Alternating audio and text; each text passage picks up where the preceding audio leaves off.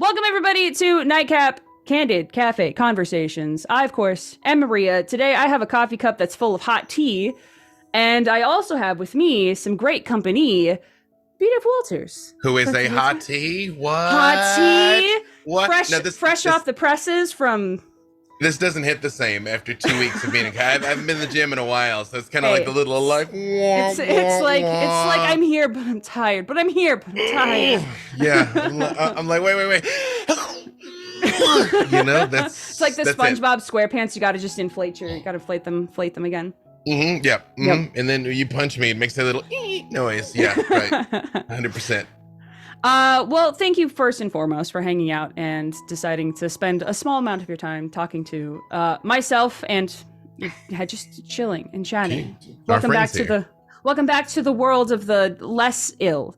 Yeah, at the time of this recording. Speaking to you from the past, hopefully nowhere in lockdown now, but yeah, I'm just emerging today from 12 days of isolation, from Tuesday the 9th until today, fresh out of Gen Con. So if I seem semi-feral, you know, like those, they open the cage and like the chimpanzee comes out all wary, you know, like that's me right now. I'm the first encounter from the outside, probably not, but like we got some energy tonight, so we're gonna use it as best as we can and talk about stuff. So all of this that we've preambled about, if for some reason somebody is listening, watching, partaking, and they don't happen to know your wonderful self and the things that you do around the internet and beyond, what are some things that you feel of note that people should go see that you're in or that you've done, but like what might people recognize from?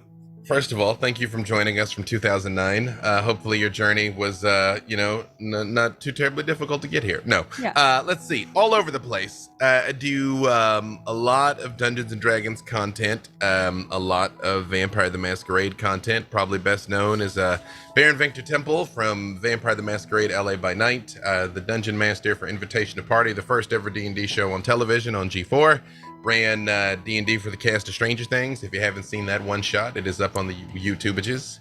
And anywhere that you can find fine streaming content. Dimension 20, pretty much anywhere you can think of. I've been there and done something. Yes. Everything so here's something about this particular channel. If you're here, you're going to get complimented. So I hope that your body is ready for that. Everything I've seen you in, I've been exceptionally pleased and impressed by. You are just wonderful. I love watching you work. Thank you. I like watching your characters too because they're really cool. Victor Temple is, but like watching you do the things you do is super. It's just like I'm glued to the screen. Yeah, watching you like the machinations happen. I could eat that for breakfast, lunch, and dinner. I appreciate that. Oh, well, I'd be remiss if I didn't say I'm also the Dungeon Master of the Black Dice Society, which if this is talking to you now, we either just wrapped or we're about to wrap. As of now, we got 6 episodes left, but we're going to have some off weeks with travel and cons and everything. So it's going to be right around-ish there. Heck yeah. We're going to be pulling the ship back into the station. Although that's mixing metaphors, but that's all right. This ship goes into a station. You know what? It's a starship. Boom. There you go. There it is. There you go. Yeah. On top of all that, I did a little bit of digging, and I saw that you, with Tess Fallow, you wrote a book? Yeah, I did an official Dungeons & Dragons comic, Dungeons & Dragons: A Dark Wish. The trade paperbacks available at Barnes & Noble, your friendly local game shop. Yeah, you should check it out. Very proud of that. So I personally, and I think a lot of people have seen you a lot in, performance and streamed and live play and all that sort of stuff. I didn't know you wrote a book until I was like, what are some things that I might not know about B. Dave Walters? What was the process like for you writing a book, and like a graphic novel type book? Yeah, well, I write for film and television. I've had film and TV produced. One of the TV shows that I wrote on and was in, Salvage Marines, just debuted right after Comic-Con, so that's out in the wild now. You can see that on Crackle or on Popcorn Flicks. It was great. It was my love letter to the Forgotten Realms. The way it came about was I was working on a different project in 2017 and was looking for a comic artist. And some people recommended Tess Fowler, and I hit her up, and I was like, here, read this script. And she said, this is a great script, but it's not my jam. If it turns out the bad guy's like a werewolf at the end, let me know. Otherwise, this isn't the thing I do. And I was like, cool, no problem. And about a year later in 2018, she hit me up out of the blue one day and was like, would you like to write a D&D comic? To which I was like, stop right there, I'm in. I had an idea right off the top of my head that actually began as World of Warcraft fan fiction. So fan fiction can pay off kids. So good. Yeah. And I pitched her the idea and she loved it. And she took it to IDW. And IDW was actually a little lukewarm because I didn't have any comic credits at the time. But what I did have was a lot of goodwill of the people at Wizards. So I went to Wizards and was like, tell them you guys want me to do this. And they did. So there you go, connections, baby. Win one for nepotism, finally. You know, yeah. That's awesome.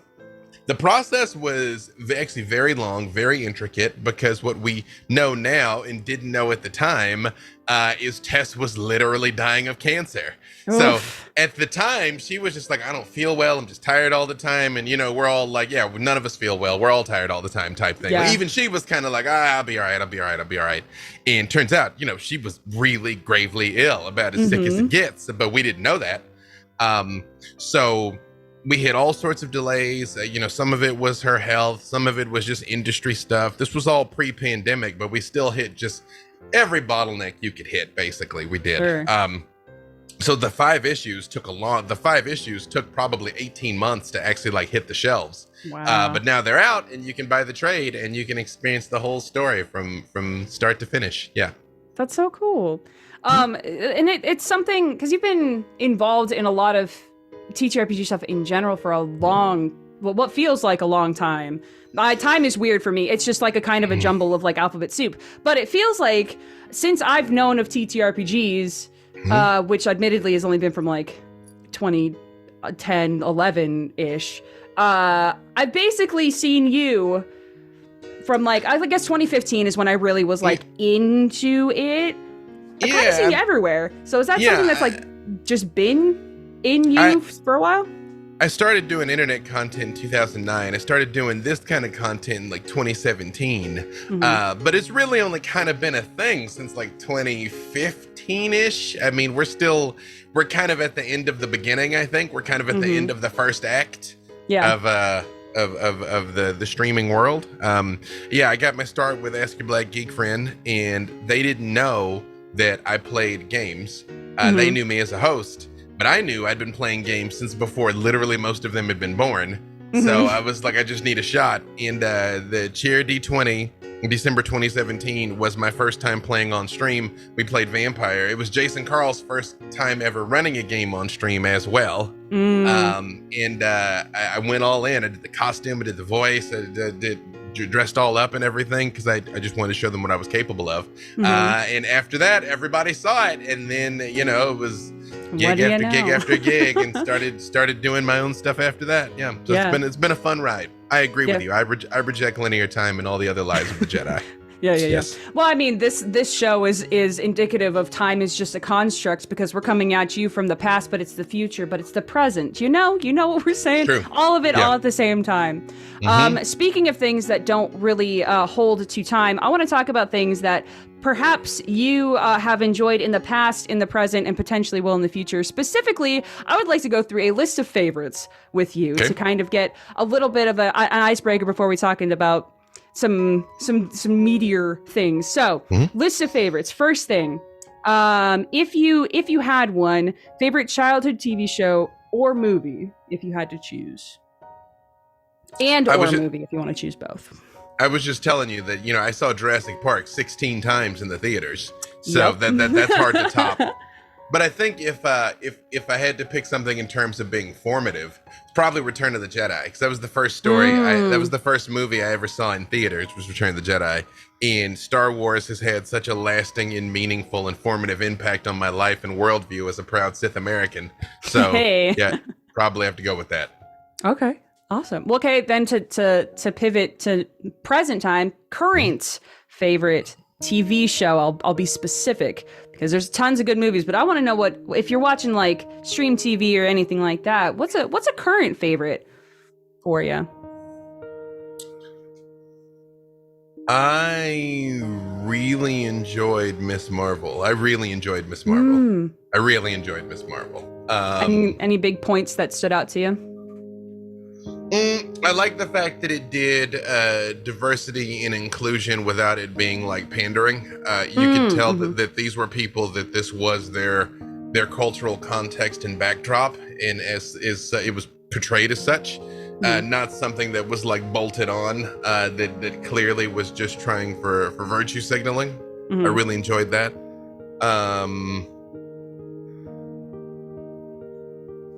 In terms of like, really enjoyed My Hero Academia. Yeah, from Demon Slayer, of course. I think maybe Demon Slayer. I love Demon Slayer so much. Demon Slayer. If I had to pick one thing, in terms of just something that just had me yelling at the screen, was Demon Slayer. Yeah. Y'all watch anime. It's good for your bones. It's good for you, especially if you like drama. It's so much. Could be bad for your heart, but good for your soul. Yes. That's Demon Slayer 100%. Especially. So avoid all spoilers. Shout out to Rengoku, our homie. Speaking of things that are good for your bones, maybe bad for your heart, are you? So in this space. We're dubbed the Caffeine Nation because everyone here is caffeinated in some way or another. But are you a coffee and or tea beverage person? If not, that's fine. But what is your favorite caffeine intake? Vietnamese coffee. Vietnamese coffee is the best thing in the world. Although I actually haven't had coffee in about 2 weeks now, so I think the next time I have a glass, I'm probably gonna be like bouncing to space and back. Exactly. Like I can see you. I can see you in November from here. Hi, hello. Yeah. Vietnamese coffee is the joy. I've never had Vietnamese coffee. I've had Puerto Rican coffee because that's where my family roots are from, Puerto Rico. So I had to at least have it once. And some like light, sweet, prepared coffee. Vietnamese is not light at all. It is made with condensed milk, so it's very sweet, but it is incredibly strong. Like it'll snap your head back. Also, usually when you get like powdered drinks, they're always garbage. But if you go to most Asian markets, they have Vietnamese coffee that comes in these little gold packs. That it's like pre-mixed gold packs that is actually still fantastic. So if you can't get the real thing, the gold ones. 2 thumbs up. I've had some Japanese instant coffee sticks, and usually like if you get American instant coffee, it's served. You could pass it. It's good enough. It's coffee adjacent. Yes. Yeah. It gives you the taste, maybe like a third of the caffeine, but like it's Japanese instant coffee. There's some kind of magic in that powder that, like, regardless of what kind it is, it's always been good. Like every single one that I've had. The secret ingredient is kai juice. That's what it is. That's what it is. Done. I knew it. It's done. We figured it out. Craft it here, friends. There it is. Pack it up. We can go home now. We figured it out. Don't listen to their denials. It's kai juice. What else could it be? Think about it. What else have they got that we don't got? Kai juice. That's true. That's true. Boom. Okay. So now that we've uncovered at least one conspiracy, there's a couple of things that I was kind of excited and interested to talk about. The first is I was looking at one bio somewhere or other that said that you were a past black belt in a couple of different things. If I got it correctly, Shaolin Kung Fu and Tai Chi, is that correct? Correct. Those are the things I have my black belt rankings in, and I've trained in just a bunch of other stuff. Yeah. Excellent. Okay. So the thing that I wanted to talk about and kind of move that into further discussions is there was a comment, I think, that you met at some point that you took like disciplines and stuff like that from those practices into everything that you do. And I kind of wanted to touch on that, specifically on how those forms of training, how they've influenced different parts of your life, whether it's your performative career or business career or your family life or anything like that. It sounds cliche, but every way. But I'll rattle off just a couple of things. First thing is staying calm, not getting emotional. I was never really an angry person, but I mean, I'd get amped up. But if you lose control of your emotions in a fight, you lose. My big sister used to sit on my chest and pin my arms down and pretend like she was going to spit on me. I don't know why she liked doing this, but she loved it. Probably because it terrified me. So I couldn't stand being pinned down. I would like freak out if I got pinned. But like when you're grappling with somebody, if you freak out, well, you're going to get armbarred. So you must remain calm. You just have to. So not getting agitated when confronted has been a big thing. I mean, I worked as a bodyguard for a number of years. That's one of those things when the more elevated everybody else's emotions get, the more yours have to come down and stabilize. Also, putting in the time doing something unpleasant for the gains, holding horse stances and stuff, I mean, it's not fun. Pending your style or discipline. Sometimes they do things like, they hit you in the body to toughen your body, or, you'll hit posts and stuff to toughen your hands and toughen your elbows. It sucks a lot, like a lot, like a lot, but it's necessary. You're going through things that are unpleasant, but necessary. Because I noticed out here in LA gets a bad rap. People talk about like, oh, go to New York, but leave before you're too hard, and go to LA, but leave before you're too soft. LA is hard as hell. LA is a meat grinder. Anybody that says that has never lived here. Yeah. That being said, though, people are very easily overwhelmed. It's like, oh my God, I have so much on my plate. You know what I mean? And it's like, oh yeah, you sure? Do you though? Or is that normal existence for everyone everywhere? Yeah. So being able to manage that aspect of it. Also, just not being afraid. I mean, I'm huge. I'm like a 6'9", 270-pound black guy. Can confirm. I met B-Dave in real life, and I'm like 5'10", almost 5'11", and I rarely look upwards, and it was a surreal sight. So thank you for giving me that opportunity. That was my gift to you. I'm literally casting shade everywhere I go. So just fear is not really something that I encountered a lot in my life anyway. But knowing I can handle anything that comes at me, honestly, that's the real value of the martial arts. I mean, don't get me wrong. There's always a bigger fish. There's always, on any given day, any given person can get laid out. But in terms of like, I can defend myself and I know it, and therefore I'm not afraid of you. It informs your whole entire worldview. And I think last but certainly not least, obviously the meditative aspects of it, especially the Tai Chi, the meditation in motion, being in sync with your breathing, being in the present moment and feeling your body and where it is in space and how it's moving, doing things like push hands and feeling your opponent's energy and where they are so that you can redirect it and all that. And I think last thing, because I could literally talk our whole time about just this, is realizing that your opponent is not necessarily your adversary. The person that you are fighting with at the time, they're your partner that are helping you improve. Hopefully they know it. They may not know it though. That challenges are an opportunity to prove to yourself what you're made of and what you can handle and what you can endure and what you've trained for. And so it makes it a lot harder to just collapse under pressure. Yeah, and that is fascinating because I don't personally know a lot about the ins and outs of things like Tai Chi or martial arts as far as the in-depth disciplines, but all of that does transcend just the martial art practices. You could literally take any bits of that and put it into a work an office job situation where remaining calm is important, especially if there's things like deadlines or very not cool bosses who are always hounding on you or anything like that. And just being able to face challenges head on because not out of cockiness, but out of assuredness. You stay rooted. That's it is a thing that you talk about, your physical root, which is your balance, but there's also your emotional root that you're not easily knocked over. There's a saying that it's before Zen, chop wood, carry water. After Zen, chop wood and carry water. You know? Yeah. So talking about facing challenges and things of that nature, you're a dad. You're a dad. You've got the children, which I do not have children, but I have heard having been a child from my parents, it is something that you are never prepared for fully.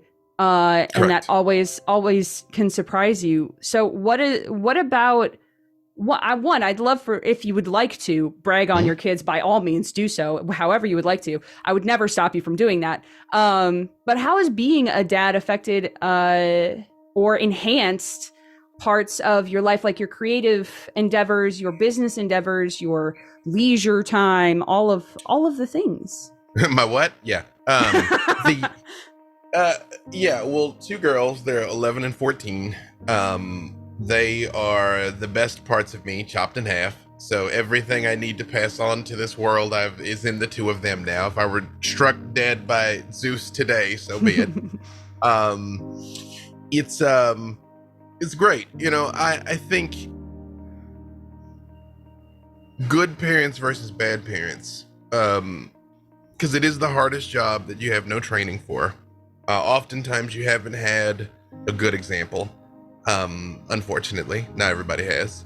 So I think when good parents are trying to give their kids every opportunity to have a better life than they had, and bad parents are trying to relive their mistakes vicariously through their children, you know?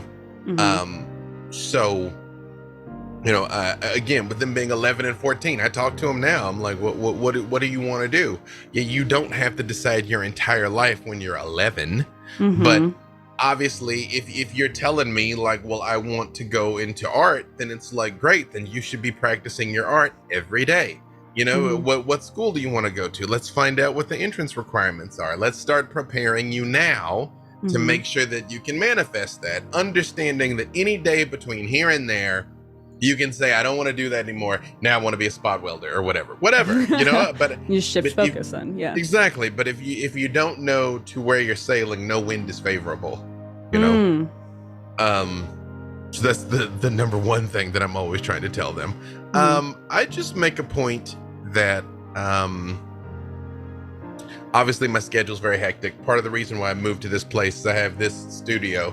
It's a detached guest house where I can do all I got to do and film and do all my thing out here. But the house is right over there. So I make a point, even though I have like a little kitchen set up over here, I don't keep a lot of things out here. So I have to stop and go into the house when I need something so I can like interact with them and look them in the eye and ask them how their day was. And, you know, make sure I tell them I love them. They've probably hear I love you 5 times a day, every day, their whole lives.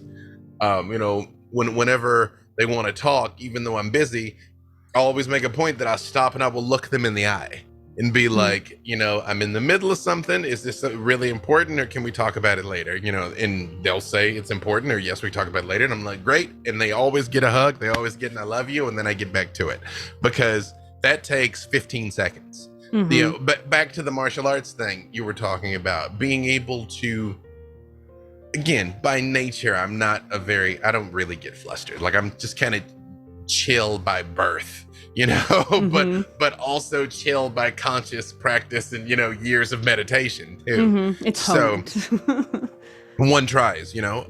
So but to make sure that you take that breath, it's like, no matter what's going on, you know, no matter what's happening, no matter how bad a news I just got, no matter, you know, what I'm juggling, that everything can stop at least for a few seconds for them, you know, because I think one thing people don't realize is kids will make every single thing about themselves, because they have no point of reference, you know. I mean, it's an evolutionary defense mechanism that it's like, I'm the most important thing, you know. It's like, I want everything so they will live and survive. So if you're snippy in, you know, aggressive and short and raise your voice all the time at your kids because you're stressed out about work, they won't put together it's because you're stressed out about work. You know, they'll put together, oh, I did something wrong, or I'm wrong, or worst, what is even most likely, they will take from this, that's what love looks like. Mm-hmm. And then they will manifest toxic relationships in their own life, because they won't look at an abusive or neglectful parent and say, oh, that person is abuseful or neglectful because they themselves came out of a toxic relationship where they have unresolved baggage issues and traumas from the past. I understand that. That's not how our brains work. They'll be like, well, mom and dad are supposed to love me, and that's how mom and dad treats me. Therefore, that's what love is. Therefore, that's what I will seek. And that's why you see these cycles of these things happen again and again. So I try to prepare and buffer them for not that. Yeah. And you know, and there's the cherry on the top that they're not just women, but they're women of color. And so I have to prepare them for a fundamentally unfair and unjust world, but do that in a way that doesn't drain the joy out of them. And I'm here to tell you that's not an easy line to walk. I can only sympathize with that, because I have been fortunate enough to not have to deal with that, but I have very close friends who have, and it's completely unfair. Unfair. Because, like, especially like you said, they're you know, they're not even 16 yet, and already, like, the world, it seems, is betting against them. And I remember when I was, like, between the fragile age of 11 and 15 was some of the, like, the worst, like, self-acceptance and image, because, like, I was moving a lot, but also, like, I was trying to figure out who the heck I was in this space. I didn't really have, like, friends who I connected with. And then on top of that, you know, if I were to add the extra scoop that unfortunately they have already heaped upon them just because they exist. It's unfathomable. It's ridiculous, and it's completely unnecessary. It's so frustrating. So frustrating. I mean, it's like I said, it's a difficult line to walk, you know. Yeah. But they're good girls, and I'm very proud of them. I would hang out with them if they weren't even my kids, you know. So just like, it's again, my youngest I describe as a very fashionable werewolf. She's adorable, but she has a fury inside of her that she came into the world with, that I'm like, good child, we just must direct it. Just direct it, you know what I mean?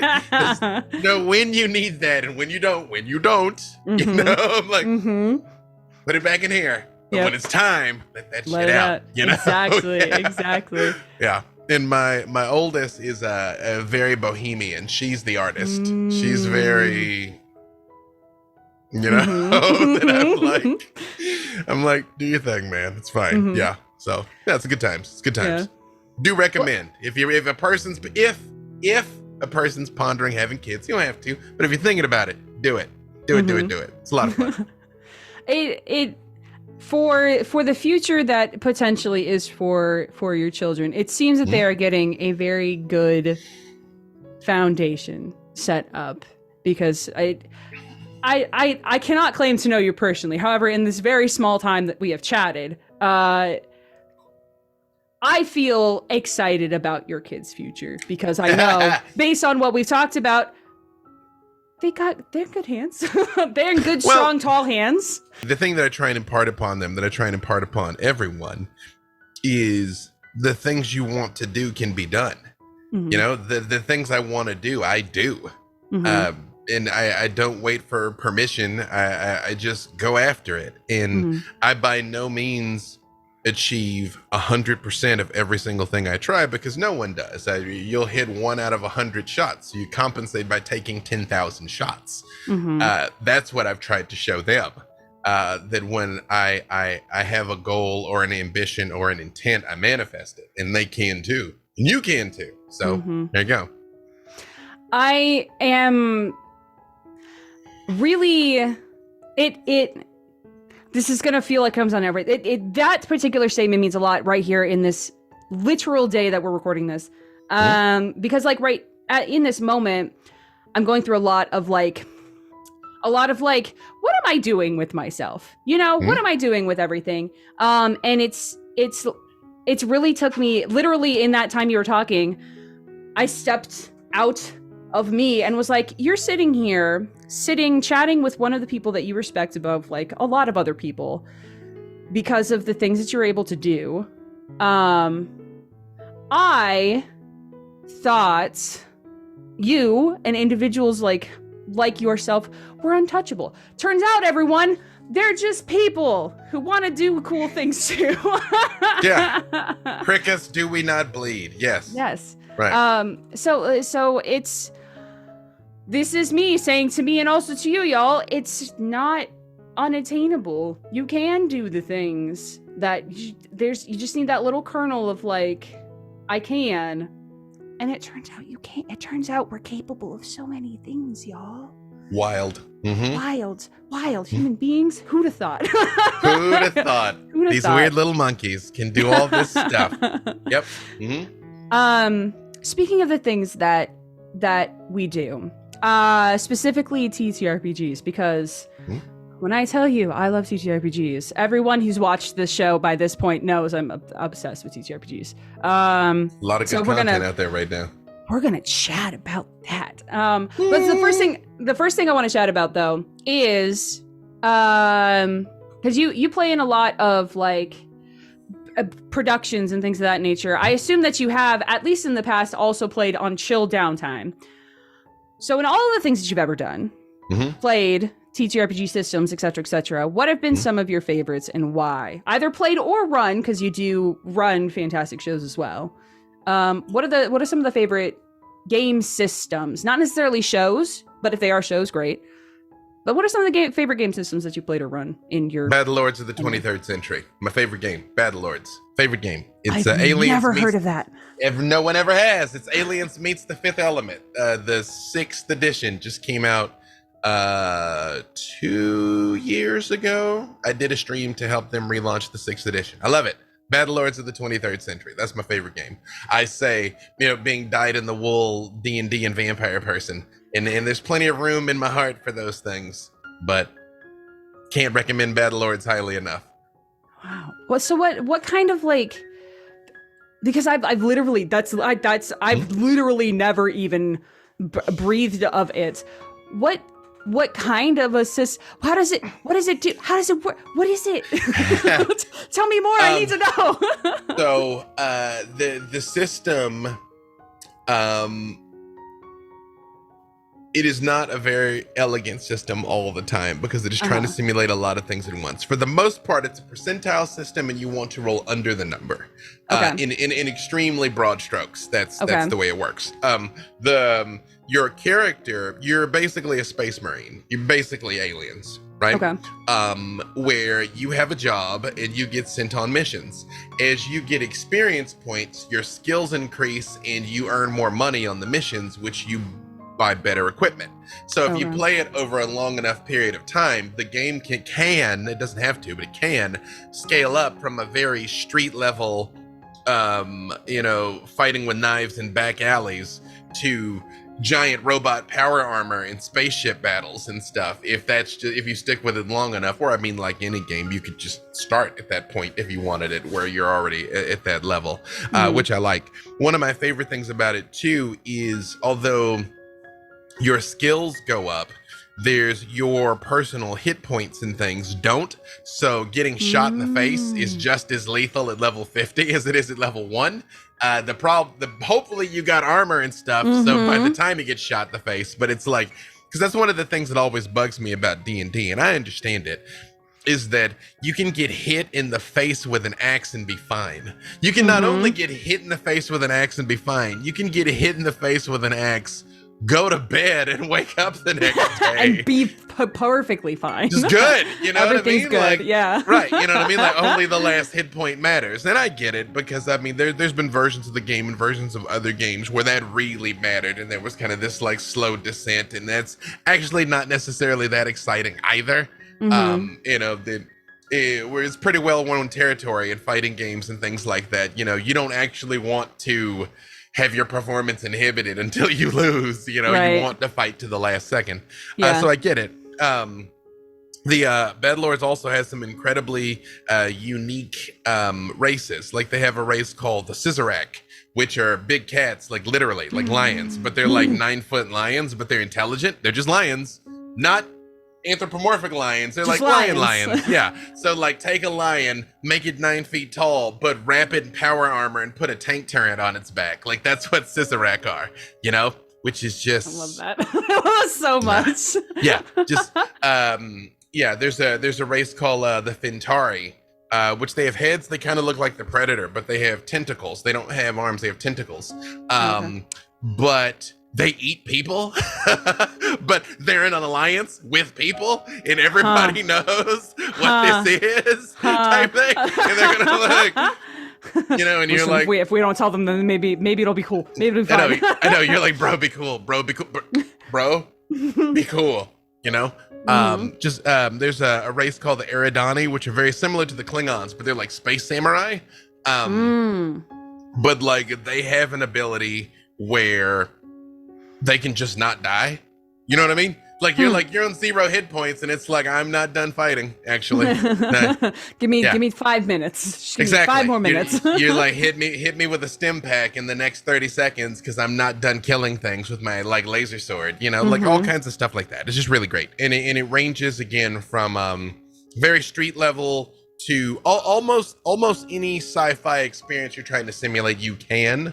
It's definitely more of a war game, but even that core conceit of you've got to go to a place and do a thing, you know, it lends itself to one shots and things like that. I just can't recommend it highly enough. I'll keep babbling about it for the rest of the time here. Battlelords of the 23rd century. There you go.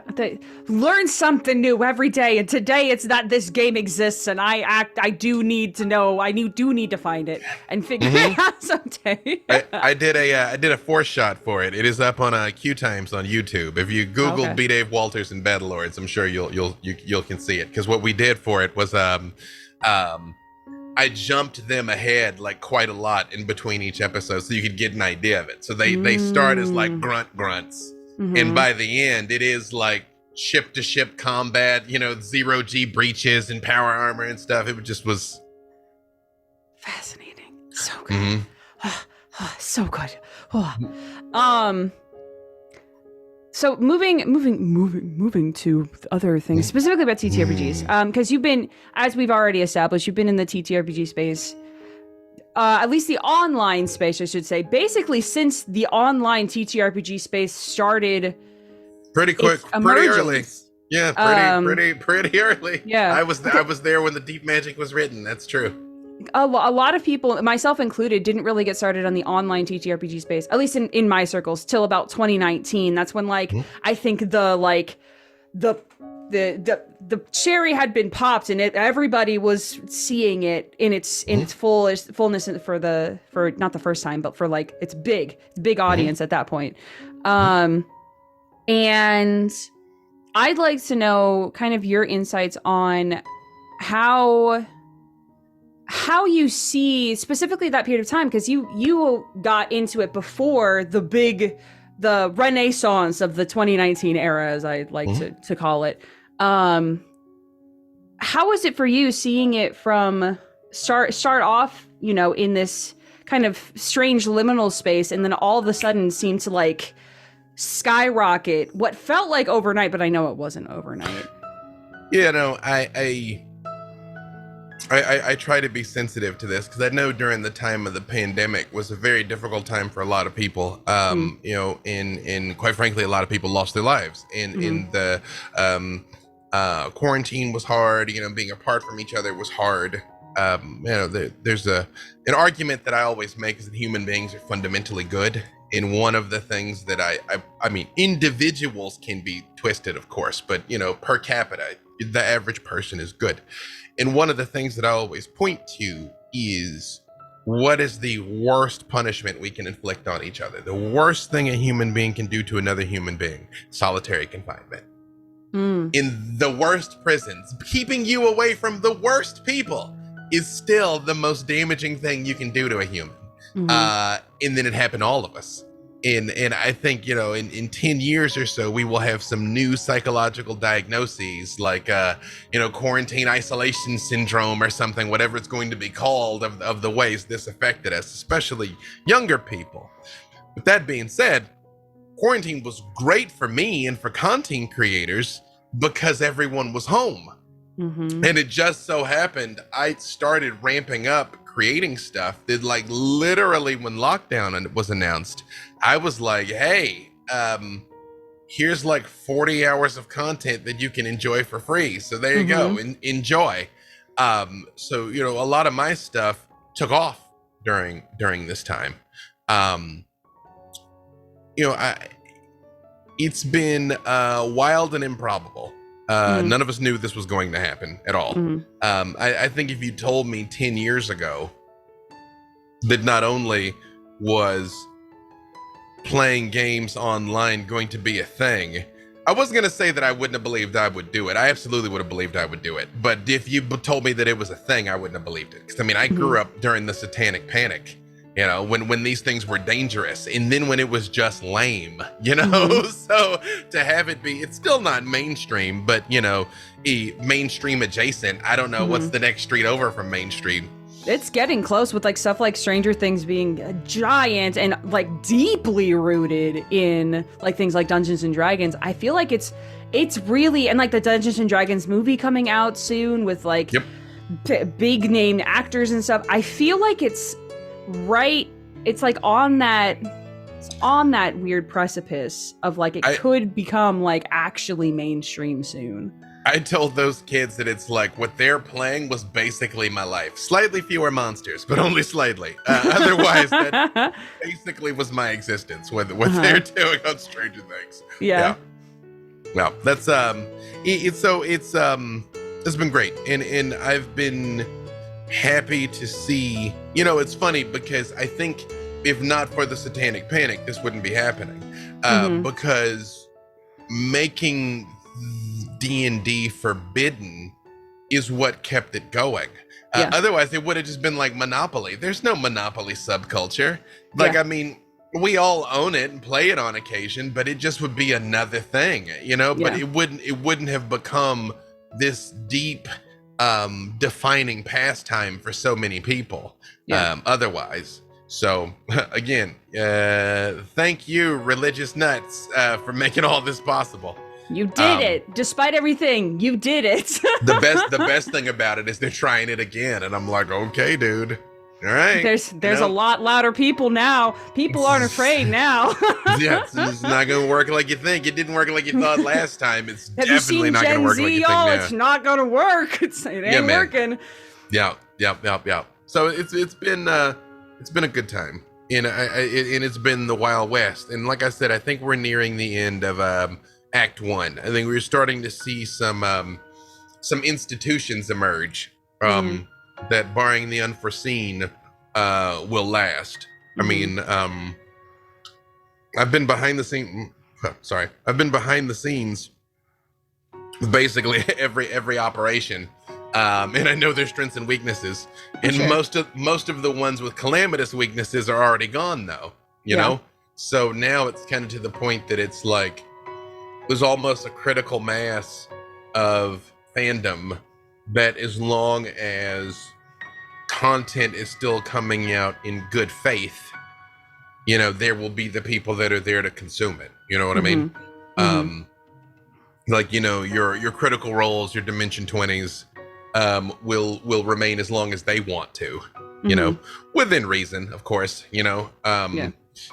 Whereas I think now that you kind of have an upper elevation, there is a rush to fill in some of the available spots now. But I think, and I think that's a good thing, but I think people just have to be aware of how you define success. Like I always talk about 1,000 loyal fans, which everyone should read if you haven't. You should Google 1,000 loyal fans. But the TLDR is you don't need tens of thousands or millions of people to consume your content. You need about 1,000 that will support you in anything you do, and you can build a career off of that easily. And so I think there's going to be more and more and more content creators, and I think there's kind of always now going to be an organic expansion and contraction, you know, of everybody that tries it and then gives up, and then more people try it and then they give up, and then more people try it, and then in that there will be people that hang in there, because the secret to longevity is twofold. Don't spend too much money up front, and enjoy the process.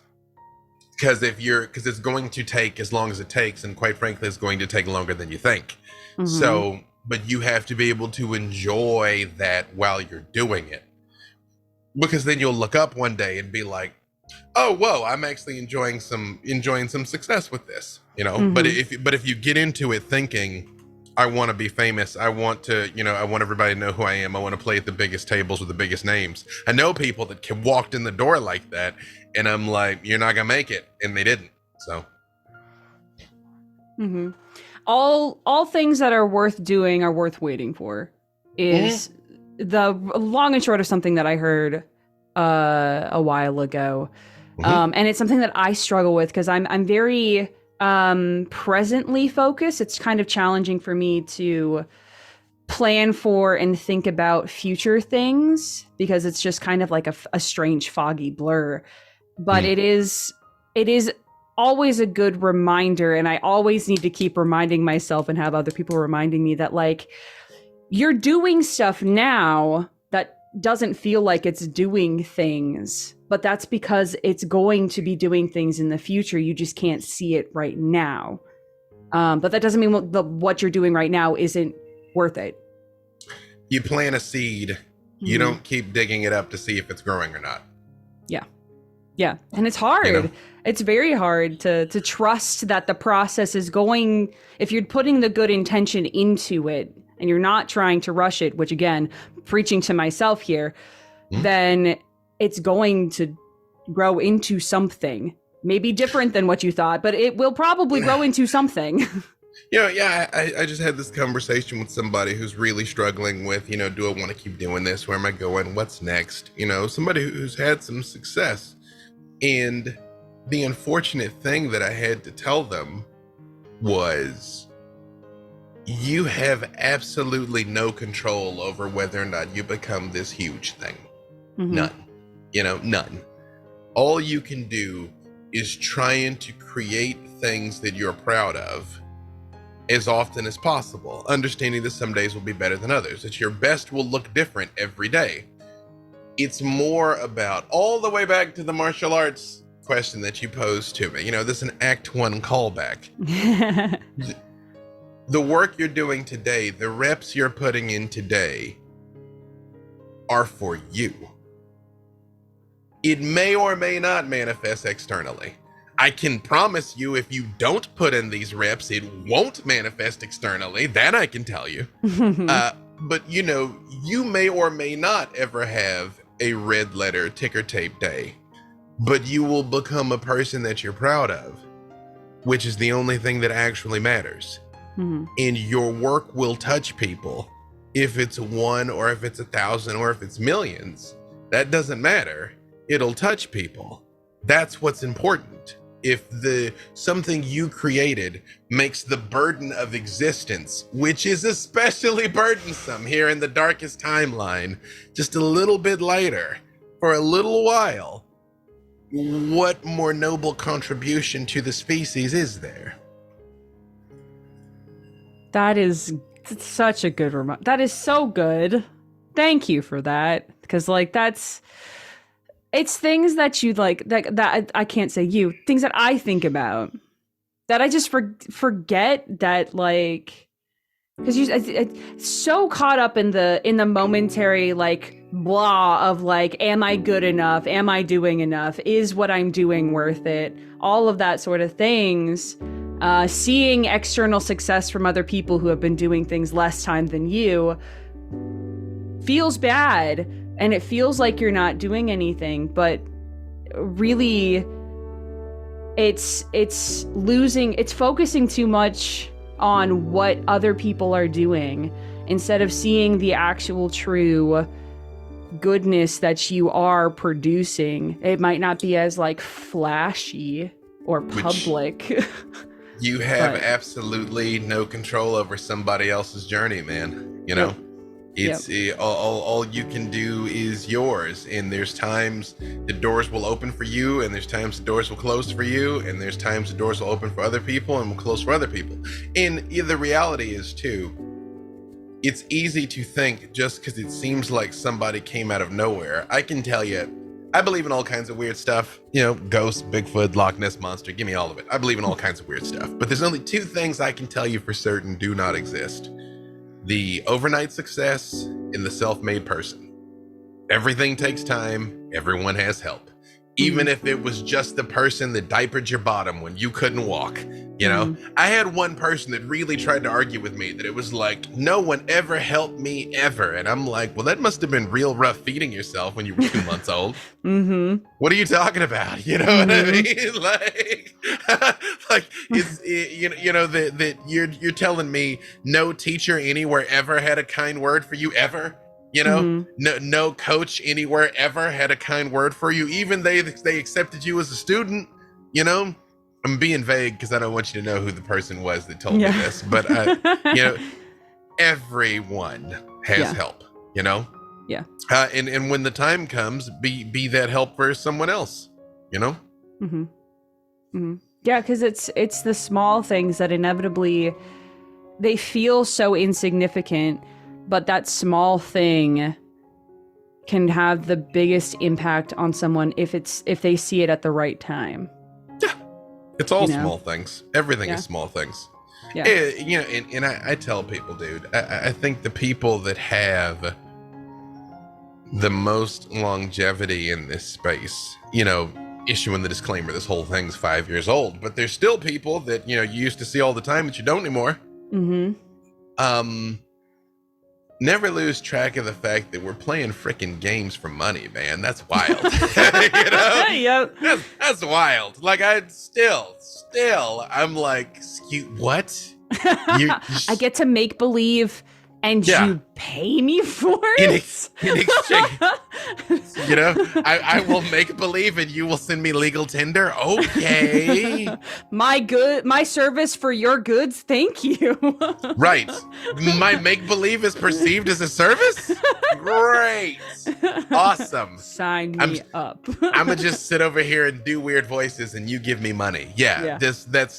Never lose track of that aspect of just the freaking joy of it, man, because that's what will keep you buoyed when it becomes difficult.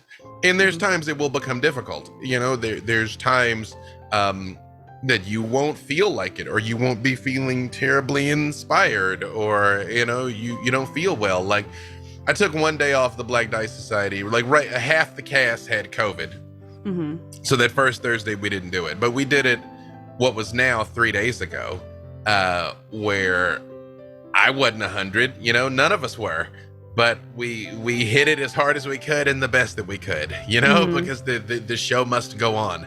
You know, there's times that the vibe will be off, but there's times that the vibe will inexplicably be on too. It's just you're still getting to play games as your vocation, you know. And that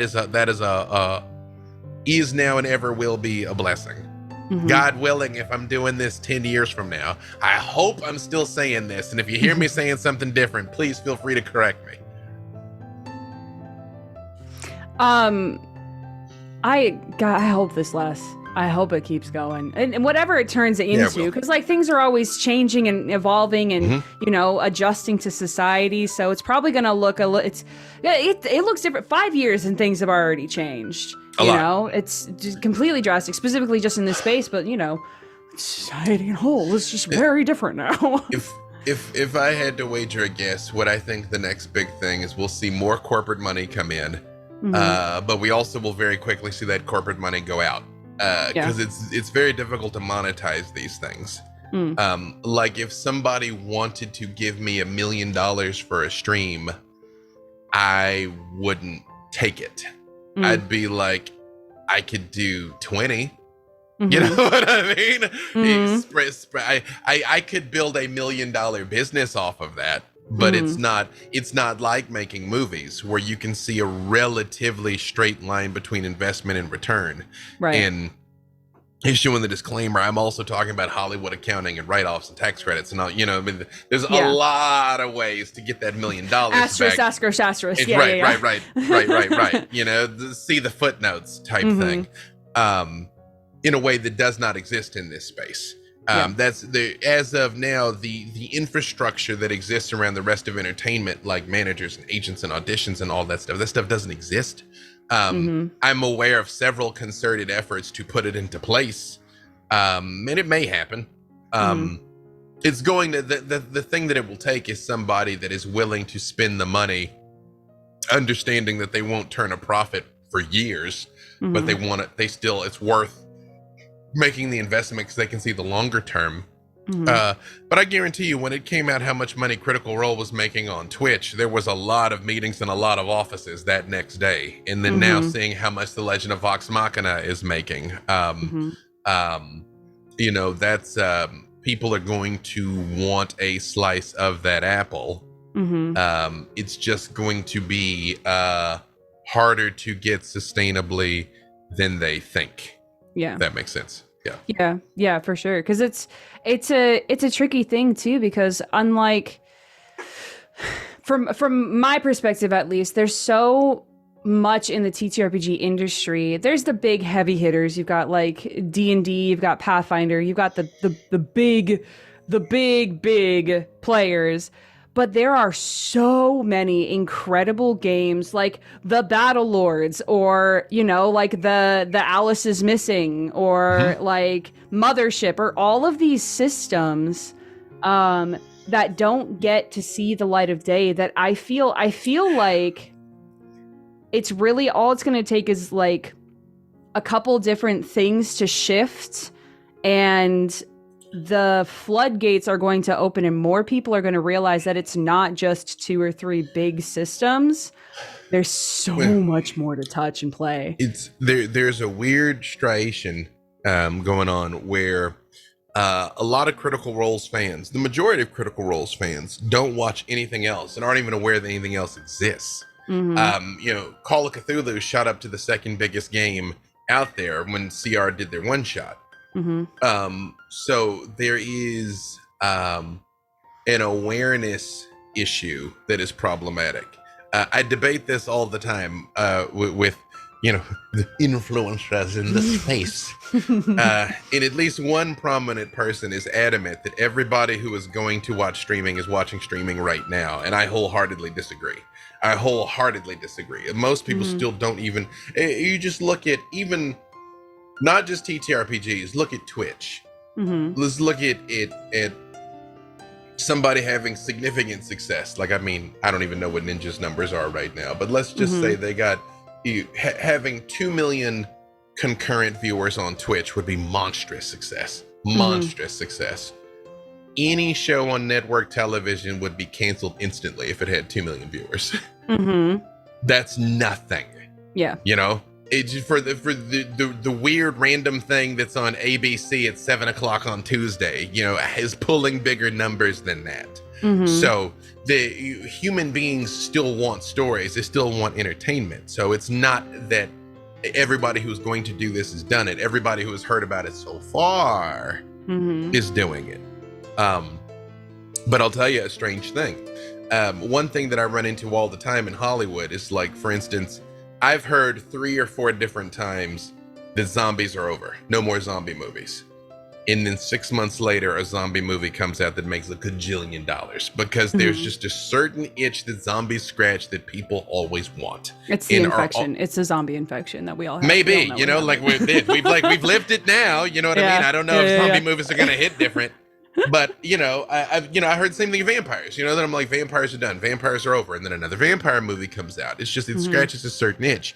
D&D in specific, in fantasy in general, is a thing that everybody says they're tired of. But when you try to give them something different, they do not want. Sci-fi doesn't work in streaming. I don't know why. Somebody told me this and I didn't believe it. And then I look and it's true. I mean, and even the things that I've done, I mean, I could probably muscle it. I could probably make people want it, you know? But it's like, is it worth trying to make you love this thing I love? Or is it worth just giving you the thing that I already know you love and I love that too?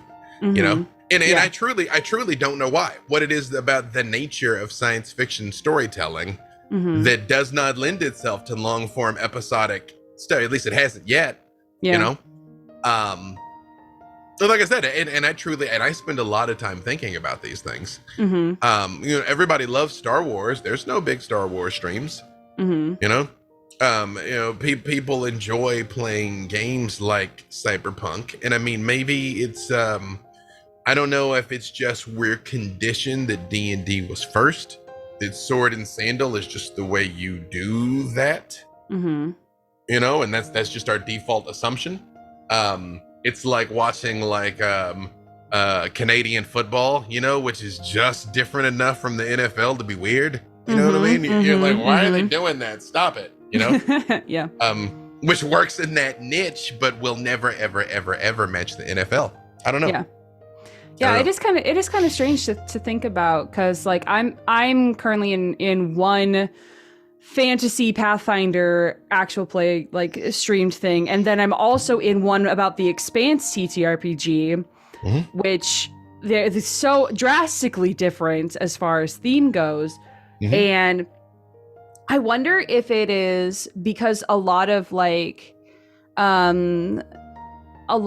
fantasy tropes and stuff are built off of things like Tolkien, like, the Chronicles of Narnia, like these epic fantasy quests where the heroes are against insurmountable odds, but a lot of the times the heroes feel really European centric, and have the Verilies and the sword raised to the heavens. They have their Excaliburs, and like you've got the King Arthur and all that. So I wonder if it's because of all of that the people are so drawn to like the fantasy stuff. The Matrix, Lord of the Rings, Harry Potter, all that. About the Matrix, it's all the same story though. But it's all the same story. It's all the hero's journey. Exactly correct. It's Kingdom Hearts, all of these things. Yeah. I don't know. I mean, there's a reason why Game of Thrones was the biggest show in the world, and now The Witcher is the biggest show in the world. Well, I guess technically Yellowstone is the biggest show in the world, but which is weird. Well, Yellowstone's the biggest show on television. I think The Witcher's still the biggest show in the world. Everybody thought it was The Mandalorian, even at the highest heights of The Mandalorian, which, don't get me wrong, is still a monstrous show, and I'd be happy to have my show be doing those numbers. The Witcher still buries it. Yeah. There's just, I don't know. There's it's something about the magic and the like normal looking people doing astronomical things with mundane looking stuff in a mundane world. Maybe that's what it is. It's mundane looking individuals in a mundane looking world doing extraordinary things, as opposed to like sci-fi, which is like just enough removed from reality that it feels like, oh, of course this is fantasy. But I don't know, maybe. And yet, we love Star Wars. We love Star Wars. Like I said, it makes sense, people. I spend a lot of time thinking about these things because I'm very much from the school of thought, though. Again, as I discuss this with friends, I think trying to anticipate what people want to sucker bet. I think there's no surer way to go off track than try and anticipate the will of the mob and meet it. I'm very much from the Henry Ford school of thought. If I'd asked them what they wanted, they'd have said a faster horse. You don't know what you want until it is in your face, and then you're like, oh shit, give me some of that. Exactly. But that being said, trying to figure out what the actual need is so that actual need can be met. There is definitely a disconnect in I was gonna say to some extent maybe it's just it was foundational that a lot of people grew up with Tolkien and so they were ready for Dungeons and Dragons, but those same people grew up with Star Trek and still love Star Trek, and Star Trek is still a thing. But again, there's no big Star Trek stream in Shield of Tomorrow got close, but it's I don't I'll keep talking in circles. You there in the future. You can @ me on Twitter if you want to bring it up. Well, first of all, my DMs are open, but you can just be like, here's why sci-fi doesn't pull the same in the streaming space. And I don't know. It should. In my opinion, it should, because God, it's great. anyone you ask is going to tell you it should. I mean, logically, you're like, of course, why wouldn't I want that? It's like, except you don't. You know? Yeah, I can prove conclusively you don't. That's an interesting point too. Of the there's a forest, a mob, cacophonous amounts of people who are like, I want to see more of this. Whatever, insert blank of whatever this is in either the TTRPG space or entertainment space or etc. XYZ.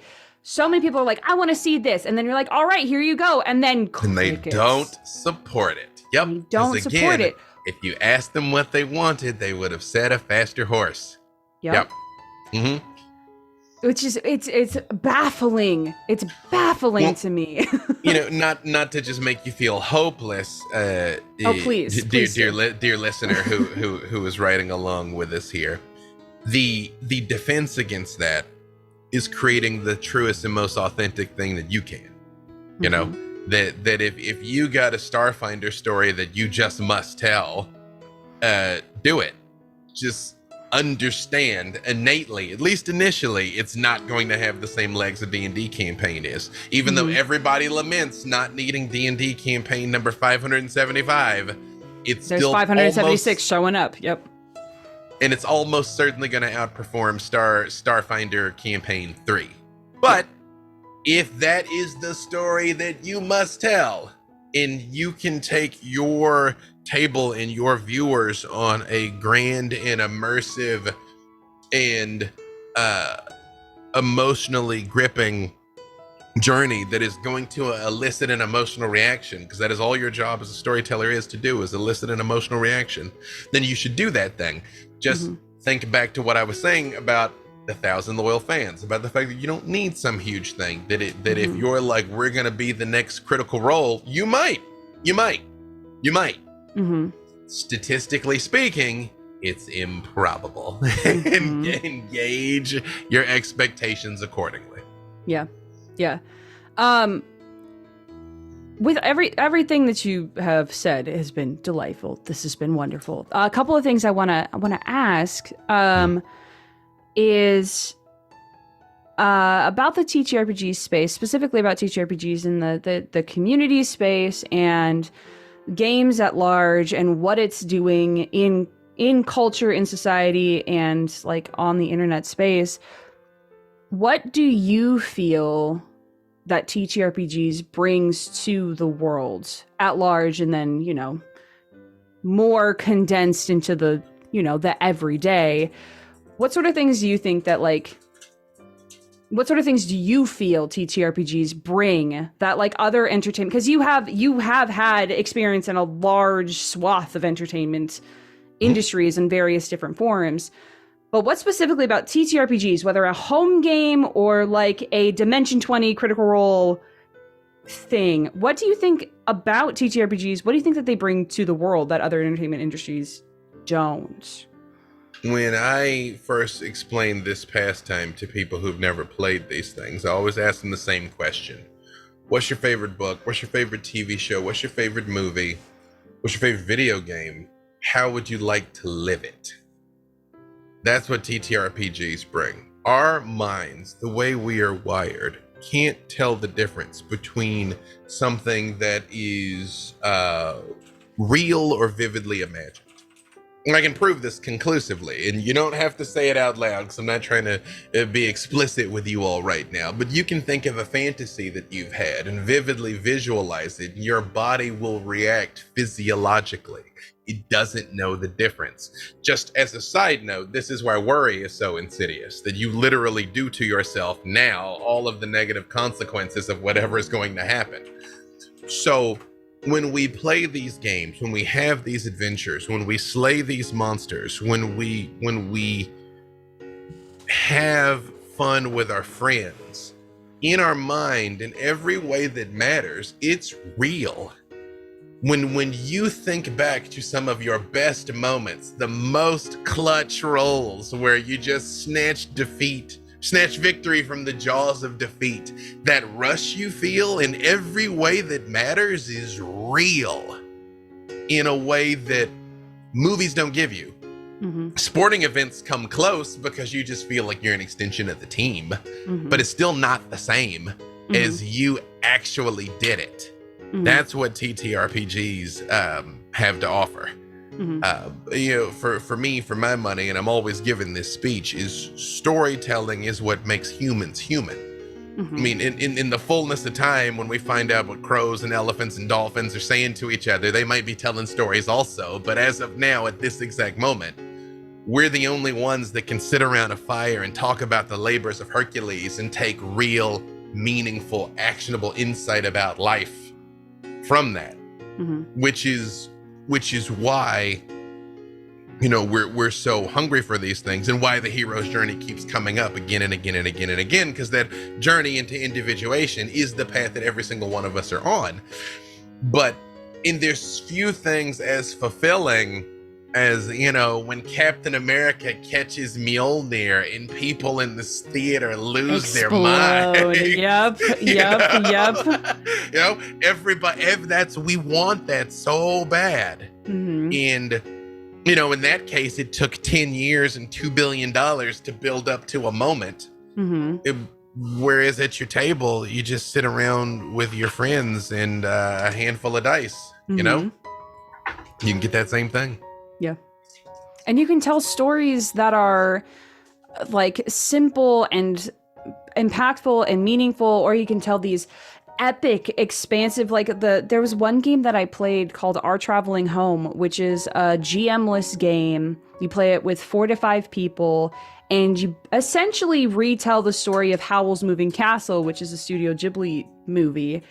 And it is a fantastic, and it's much more, it has no dice rolls, it has no dice that are involved, but it is a collaborative storytelling situation that is so incredibly impactful. Alice is Missing is what I will preach until I can no longer breathe, for being one of the most impactful TTRPG experiences I think I've ever had, ever.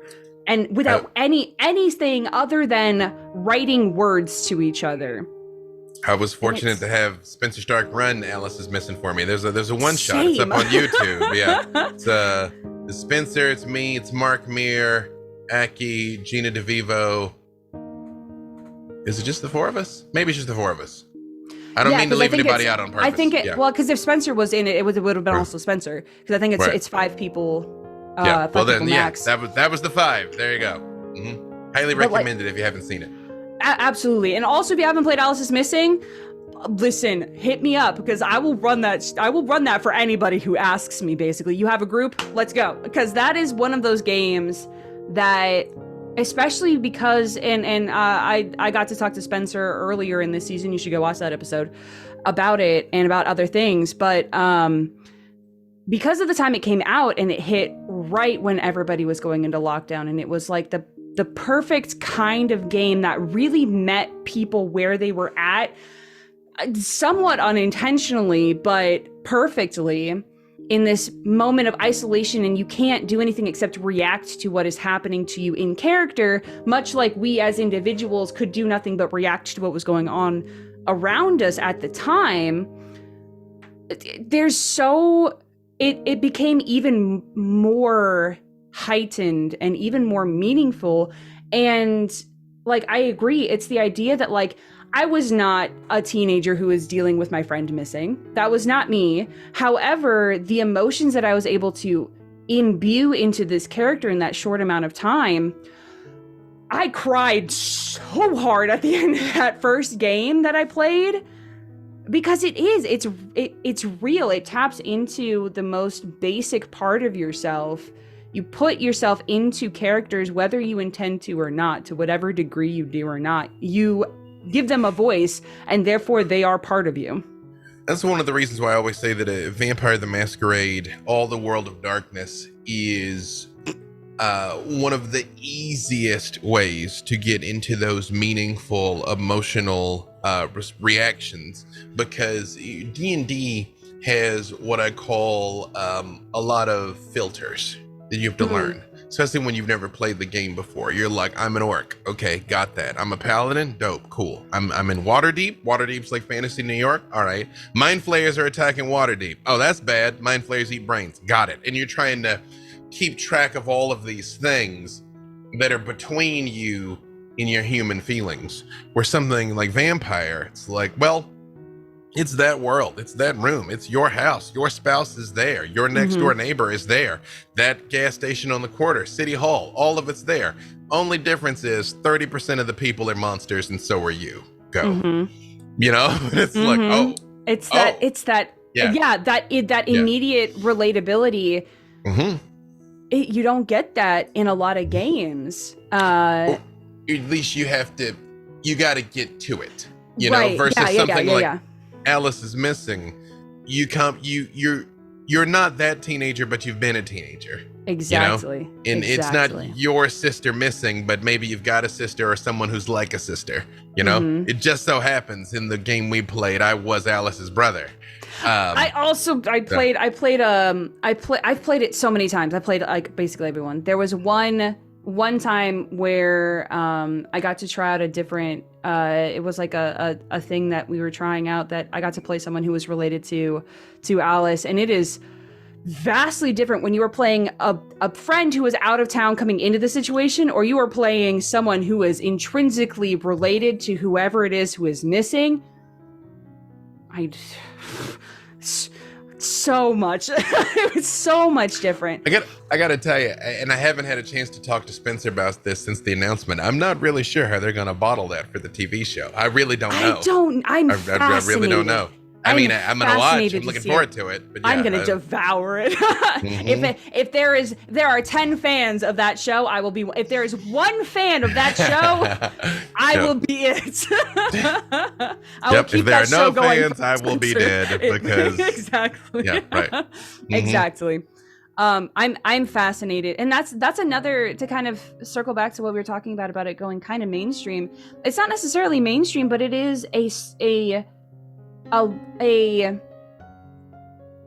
small, comparatively independent game that had the right people behind it, the right people wanting to do work for it to make it good and make it something that is like a great product that got seen by the exact right people at the exact right time to make it into something even bigger than it is.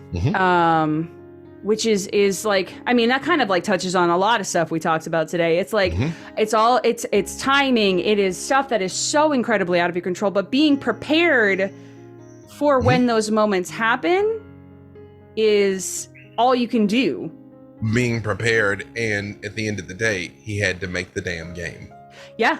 He made a game he was proud of, and he wanted to, he had a story he wanted to share, and he did it, and people and it resonates to it. Yeah.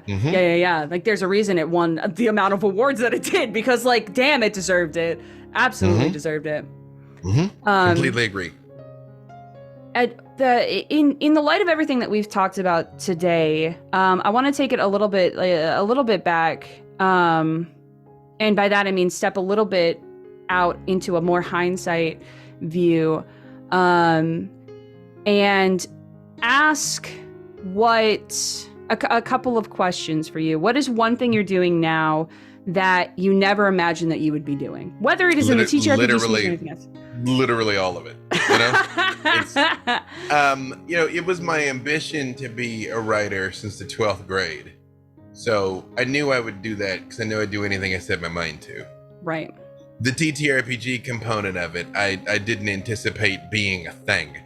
So, you know, like... Here we are. And here we are.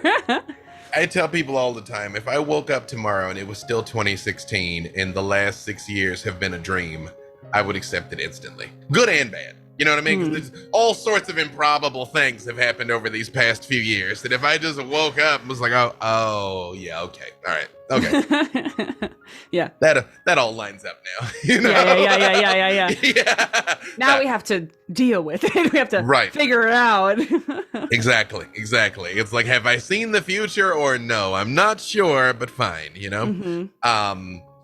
Yeah, so the whole thing has been it's just a blessing, man. It's just a blessing. I just been very fortunate. I realize I worked incredibly hard.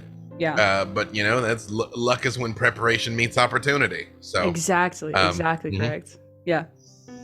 What is then some advice, words of wisdom, whatever way you want to call it, to yourself, your younger self, who may have not even seen this, whatever you're doing now, as a possibility? What is things that you would tell yourself, say, 2010 self, in hindsight? What is some advice you would give yourself in the past, if you had any? Trust your instincts and enjoy the process. This is gonna be better than you think. You know? You know? I mean, as a human, I don't have regrets. And that is not to say that I've had some storied halcyon life where everything went my way. Far from it. But I like who I am and where I am, and that is a conglomeration of everything that has happened up until now. So, you know, the painful moments and the bad beats were still necessary. They were formative. That was the horse stance training. That was the toughening that sucked, but was necessary. Right. So I wouldn't try and warn myself of anything. I think there's definitely situations, especially some romantic situations, that I stayed in longer than I should have. You know, that I was waiting for a cat to bark. But again, it was necessary. You know? So yeah, just trust your instincts and enjoy the process. I mean, unfortunately, I can't give that piece of advice just globally to everybody, because some people have terrible instincts. And you absolutely shouldn't do whatever pops into your mind first. Some of you do not do that thing that popped into your mind. You know, seek counsel exactly from your peers. Bounce it off a couple people before you just do. I will never forget. I felt so bad. I taught business at a small college for a while there, and a lot of people were you know, shall we say, inner city youth, you know, that were, you know, making their way into the business world. And I remember once somebody was like, so you mean we should just be ourselves? And just faster than I meant, much faster than I meant, my subconscious hijacked my brain and answered and was like, no, don't be yourself. I was like, do not be yourself. No. No, be the person they're expecting to see. That's it. In the business world, it's very different. It's very different. No, please, child, do not take that from what I'm telling you. No, but for you all, I mean, I think more than anything, and it's again a speech that I always give, is, you know, comparison is the thief of joy. You can't look at what Brennan does or what Abria does or what Mercer does or what I do and be like, oh, I can't do what they do, because you can't. You actually cannot. You truly cannot do what I do or what they do. But we can't do what you do. You know, we can't sing the song that you have to sing, to tell the story that you have to tell, that the adventure that you can take your table on, and only you can. And here in the darkest timeline, people are so desperately thirsty for emotion and connection and significance and grand adventure, and that is something that you can give to them. And when this medium is done properly, the viewer feels like they're at the table with their friends. And if you can make other human beings feel included and elevated, again, that's one of the greatest gifts that you can give, especially when the worst thing you can possibly do is take that away. So if you're doing your stream and 10 people are watching, if 50 people are watching, don't lose track of the fact that if you had a party and 50 people showed up at your house, that'd be a raging party. You'd be like, it's one for the ages, you know, but you kick yourself when it's a stream, but that doesn't matter. As long as, because at the end of the day, you're only ever talking to one person. Ever. You might be talking to one person multiplicatively, but it's only ever one person. You move one human being, and as long as you're doing that, your time on Earth has been well spent. There you go. I think that's perfect. That the time that we have spent has been well spent in this, to segue Indeed. into our song. But like, hey, my nice mug. Wait, hang on. We're getting prop work, everyone. Hey, there it is. Hey, yeah. Cheers to that. Cheers. Salute. Yeah, my Stormcrow mug. It's do the things, friends. Tell the stories you want to tell. Do it with intention to tell good stories, to tell meaningful stories. That's the biggest thing that I would add to that. Just try to tell stories that mean something. You know, there's plenty of tables that are friends just hanging out, being friends and hanging out. And absolute all power to them. If you want to do a show and not just chill time with friends at a table, try to tell a story, put something, even if you're just one player, even if you're running it, if you're one person, whatever you put into it, give it something that means something. If not to anyone else, give it something that means something to you, because that is going to show. And just like B-Dave was saying, if you've got 5 people who are watching you authentically try to put something meaningful out there, that is 5 people who are going to see something meaningful happen. That's it. And that's it. That's it. Ta-da! Just do the thing, y'all. do the thing. Make stuff you're proud of. Let's go. Let's go. Well, I want to thank you so much, B-Dave, for your time and for this. This was more meaningful to me than I think I could possibly tell you in words. For so many different reasons, but it literally was a thing that I did not think was a reality until you posted. It was a couple of months ago at this point. You were like, I probably can't do TTRPG shows with y'all, but y'all, if you got a show, hit me up and we'll try to make it work. And I was like, you can just do that? Apparently you can just do that. Be respectful of people, y'all, though. So don't like flood, but like, you know, it's, thank you. Hey man, my DMs are open. If you got any questions, interviews, anything like that, hit me up. Help however I can. And then thank you for of course taking the time to speak with me. You can be anywhere in the world and you're here talking to me, so thank you. Here we are. But for all of the things that you are doing, all the spaces you're at, where can people find you and the things you're doing and the things maybe that are coming up in the now, present, future time? Let's see. By then, a bunch of stuff I'm working on now is hopefully done, but I don't want to speak it because then I'll feel bad if it hasn't gone to press yet. If it's done, we'll have links in the chat. That's true. Look at the Look links in all below. the places where links could pop up. Yeah. But I don't know. By November, let's see. Almost everything is probably gonna be done with their seasons. Black Dice Society is either gonna be done or ending. Can't talk about that thing because it's an NDA thing, but hopefully it's gonna be done. I'm hoping my masterclass stuff is done by now. By November, surely by November. My TTF. I want it done by the end of September, but honestly, I wanted it done by the end of August, but the plague had different plans, so who knows? Because I'm about to be heading to D&D in a castle for a couple of weeks. Yeah, you are. Yeah, so from talking to you today was a while back, but for me now is in the future. Like I said, linear time's a lie. Time doesn't exist. Sounds made up. So yeah, hopefully just gonna be somewhere doing something fun with people that I like. Yeah. I know you can find B-Dave's social stuff I'll make sure you can find it. At B-Dave Walters, everywhere. It's easy. Everywhere. Easy peasy. So I'm stay on sure brand. I'm sure all the projects and stuff they'll be on a social platform somewhere. Sure, I'm not shutting up about it right now. That is true. Yes. So go and make sure that you're checking out all the things that B-Dave has been a part of, that B-Dave is going to be a part of, and will be a part of, because as we said, time is weird and linear. Go watch Vampire the Masquerade, because it's gonna make you feel better about a lot of things, and worse, because it's God, you're worse. messy. Also worse. Undisputed Baron of my heart is what Victor Temple is.